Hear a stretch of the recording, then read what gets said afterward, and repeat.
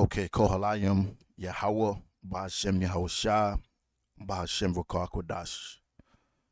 My name is my name is Lamadia. I want to give double honors to the elders apostles of Great Millstone, Shalom, and blessings to the hopeful elect, the true believers of Yahweh Bahashem Yahushua. So in this video, we're gonna take a dive into the etymology of words. And I had a list of so many words I wanted to go through, but that would have made this video a lot longer than what it need to be. So I chose two out of the list, and Lord willing, maybe I come back and do a few more and break this up into parts if I have to, Lord willing. So now, like I said, this gonna be on the etymology of words. So the first word that I want to dive into is the word influence.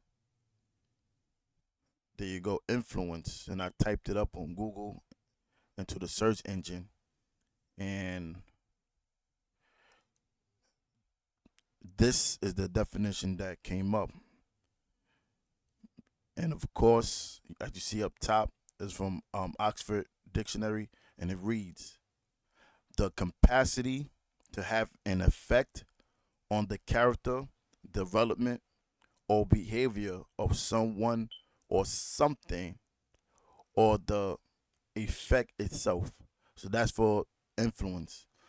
And influence is not always a bad thing. Influence could be a good thing. And as we continue, you're gonna see what I mean by this.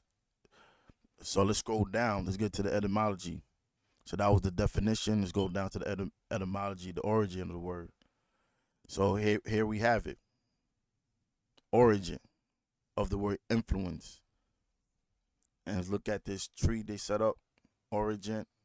You have from goes back to the Latin. You have the word fluor from the Latin to flow or flow. Then you have the word in. So when you combine the words, it means to flow in. So influence means to flow in. Now, going back to the definition of the word, it's the capacity to have an effect on the character, development, or behavior of someone or something, or the effect itself. So many things to be influenced. Like if you drop a napkin or a plastic bag, what's gonna happen is it's gonna be influenced by the wind, and that napkin or that plastic bag is gonna go in the direction of the wind. So like, give me 1 second. Let me charge this laptop.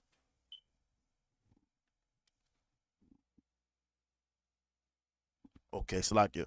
So yeah, it's gonna go in the direction of the wind. The same thing with people. People could be influenced. They could go in the direction of sin or spirits or the righteousness of the Most High. And that's what happened with Israel. Israel's influenced by the nations, and they was practicing the format of all the heathens, and they moved the Most High to wrath. So let's pull up Ephesians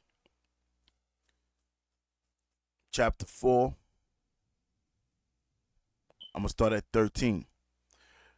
Till we all come in the unity of the faith and of the knowledge of the Son of the Most High, unto a perfect man, unto the measure of the stature of the fullness of Yahushua.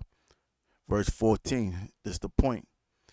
That we henceforth be no more children, tossed to and fro, and carried about with every wind of doctrine. So if you're being carried about with every wind of doctrine, what is happening? You're being influenced by the doctrine that's not of truth, and it's going to lead you into destruction. And it reads, by the sleight of men and cunning craftiness, whereby they lie in wait to deceive. Now you have the IURC. You have a lot of men that's influenced by the IURC. The ISUPK, you have men influenced by the ISUPK. You know, if they say it's okay to have sex on the Sabbath, the congregation, they're gonna follow it. Without checking the scriptures. So they're being influenced. They're being tossed to and fro by every wind of doctrine. If they say that the MOTB is sleeping with white women and or embargo or anything other than um the microchip, that's them being tossed to and fro by every wind of doctrine, meaning they are unstable. Okay, they are unstable because you could use the wind.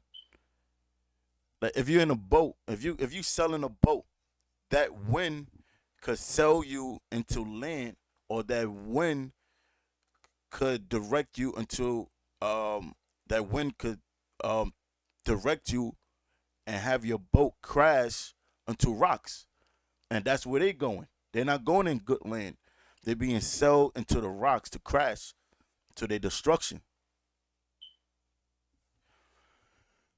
Verse 15, but speaking the truth in love may grow up into him in all things, which is the head, even Yahweh Shah. Now let's go to St. John 3 and 7. Marvel not that I said unto thee, you must be born again. Now who's speaking? Yahweh Shah. Verse 8. The wind bloweth where it listeth. Now what's it says the wind bloweth where it listeth. And it says, and thou hearest the sound thereof, but cannot tell whence it cometh.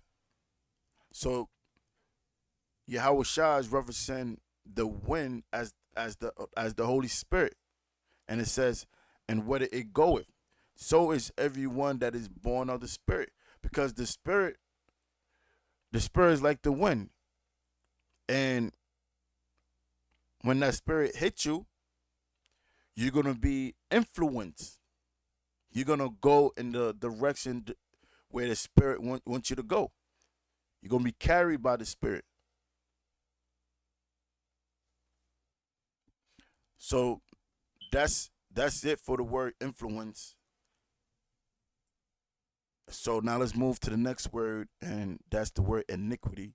We read the word iniquity time and time in the scriptures, but do we really understand what it means? As far as we know that the word iniquity is associated with sin, which is iniquity is sin. But let's go further into the word. So we have here iniquity, and it reads immoral or grossly unfair behavior. Okay, that we know. Let's go deeper into it. Um,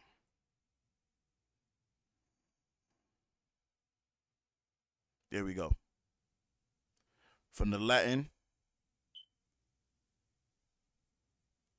aquarius is where you get the word equal.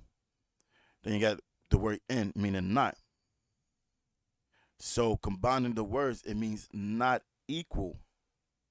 So iniquity is what? Something that's not equal, something that's not balanced. Because when you have a scale, that scale is supposed to be leveled, it's supposed to be balanced.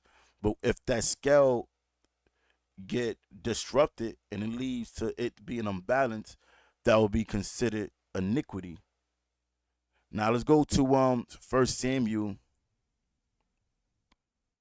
2 and 3, and it reads, talk no more exceeding proudly, let not arrogancy come out of your mouth, for the Lord Yahweh is a power of knowledge, and by him actions are weighed.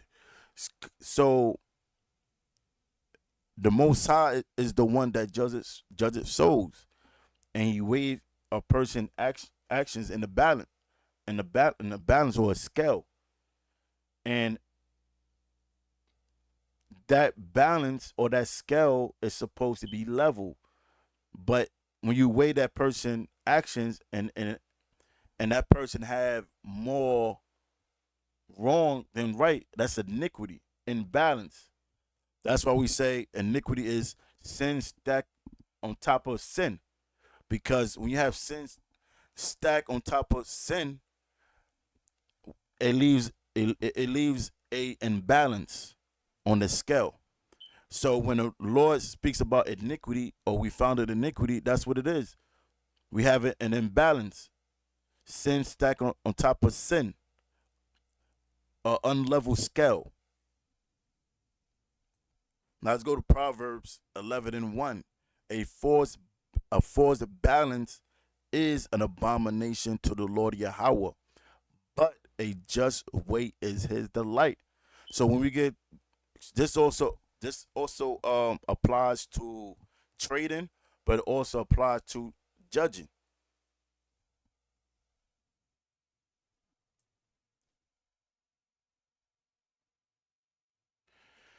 So I'm gonna go back to Proverbs 11.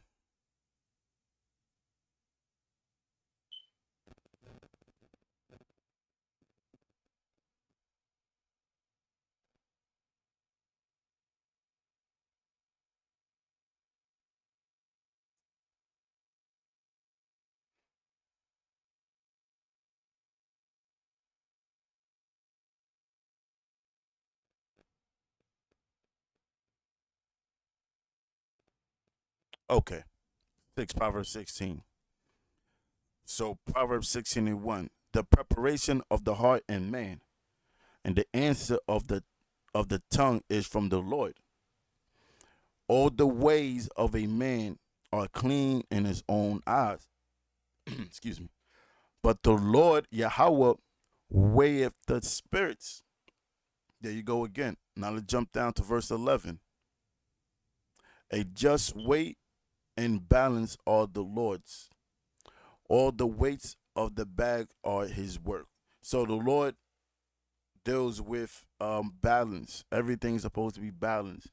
And when things get thrown off, that is iniquity. So those are the two words for this video. The first word was influence, and the second was iniquity. So Lord willing, this video was edifying. Until next time, I'm gonna say Shalom. I'm gonna say Kohalayim Yahweh, Ba'Shem Yahweh Shah, Ba'Shem Rakal Kodash. Shalom.